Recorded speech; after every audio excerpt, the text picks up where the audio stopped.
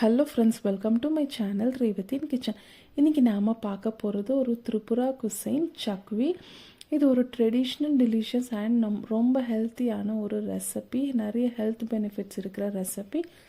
State food of Tripura வந்து Chakhwi. And இதில் main ingredient வந்து கருவாடு போர்க்கு தான். பட் நாம் இன்றைக்கி செய்ய போகிறது ஒரு வெஜிடேரியன் சக்வி. அதனால் வெஜிடேபிள்ஸை வச்சு தான் நாம் இன்றைக்கி செய்ய போகிறோம். இந்த ரெசிபியோட மெயின் மேஜிக் என்னென்னா, நம்ம ஆயிலே சேர்க்காம தான் செய்ய போகிறோம். ஸோ இதோட ஸ்பெஷாலிட்டி ஆயில் இல்லாமல் செய்கிறது தான்.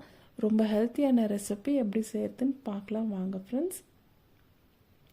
இன்றைக்கி நான் எடுத்திருக்க இன்க்ரீடியன்ட்ஸ் வந்து ஒரு சின்ன காய் பப்பாயா எடுத்திருக்கேன், 2 முள்ளங்கி, கொஞ்சம் பீன்ஸ் எடுத்திருக்கேன், தட்டையாக இருக்கிற பீன்ஸ், அதுக்கப்புறம் ஒரு 4-5 பச்சை மிளகா, ஒரு 4-5 ஃப்ரெஷ்ஷான லெமன் லீஃப் எடுத்திருக்கேன், சின்ன பீஸ் இஞ்சி, தேவையான அளவு உப்பு, 2 டீஸ்பூன் அரிசி மாவு, ஒரு 3 teaspoon masoor dal, 1/4 teaspoon baking soda. தேவைப்பட்டால் சேர்த்துக்கோங்க, இல்லைன்னா தேவையில்லை. ட்ரெடிஷ்னலாக பேக்கிங் சோடா யூஸ் பண்ணுவாங்க, அதனால் எடுத்திருக்கேன்.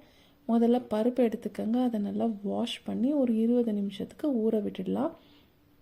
ஸோ இது நல்லா ஊறட்டும். அதுக்கு நடுவில் நாம் வெஜிடபிள்ஸை க்ளீன் பண்ணி கட் பண்ணிடலாம். உங்களுக்கு என்ன வெஜிடபிள்ஸ் வேணுமோ எடுத்துக்கோங்க. கேரட், பீன்ஸ், பொட்டேட்டோ, காலிஃப்ளவர் எது வேணாலும் எல்லாத்தையுமே மீடியம் சைஸில் தான் நம்ம கட் பண்ணோம், இல்லைனா கரைஞ்சிடும். ஸோ இப்போ ஒரு பாத்திரத்தில் ஒரு 1 லிட்டர் அளவுக்கு தண்ணி எடுத்துக்கோங்க. தண்ணி நல்லா கொதி வந்ததுமே நாம் வச்சுருக்க பருப்பு, உப்பு, பேக்கிங் சோடா, எல்லா காய்கறியுமே அதில் சேர்த்துருங்க.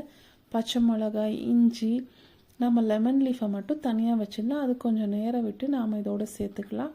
இதை வந்து ஒரு 20 நிமிஷத்துக்கு நல்லா ஹை ஃப்ளேமில் வேக விடுங்க. வெஜிடபிள்ஸ் எல்லாம் நல்லா சாஃப்ட் ஆகணும். 20 நிமிஷத்துக்கு அப்புறமா நாம் வச்சுருக்க லெமன் லீஃபை இதோடு சேர்த்து ஒரு 5 நிமிஷத்துக்கு ஃப்ளேவரெல்லாம் நல்லா உள்ளே இன்ஃப்யூஸ் ஆக விட்டுடலாம்.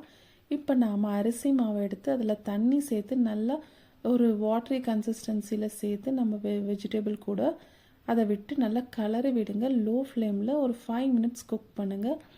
ஆல்ரெடி வெஜிடபிள்ஸ் எல்லாம் நல்லா குக் ஆகிடுச்சு. நம்மளோட சட்னியும் ரெடி ஆகிடுச்சு ஃப்ரெண்ட்ஸ். அவ்வளோதான். ரொம்ப ஈஸியான ரெசிபி இது. தேவைப்பட்டால் கொஞ்சம் லைட்டாக பெப்பரும் சேர்த்துக்கலாம்.